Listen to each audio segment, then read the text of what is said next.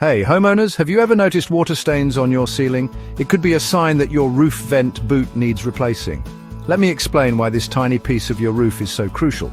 Over time, wear and tear, UV rays, and even curious critters can wreak havoc on your vent boot, causing it to crack and leak. And that's when water starts sneaking into your home, leading to those dreaded stains and potentially much bigger problems. So, what should you do? First, grab a pair of binoculars or safely climb up to your roof. Check the vent boot for cracks, splits, or any signs of damage. If it looks worn out, it's time for a replacement. Here's how a professional handles it. They start by carefully removing the old boot, then they clean the area and inspect for any underlying damage. Next, they install a new boot, making sure it's snug and secure. Finally, they seal it up to prevent future leaks.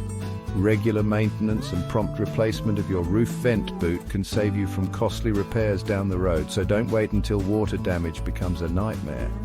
Inspect your roof today, or better yet, hire a professional to give it a thorough checkup. Thanks for watching. If you found this video helpful, give it a thumbs up and share it with your fellow homeowners. And remember, a little maintenance now can prevent a lot of headaches later. See you next time.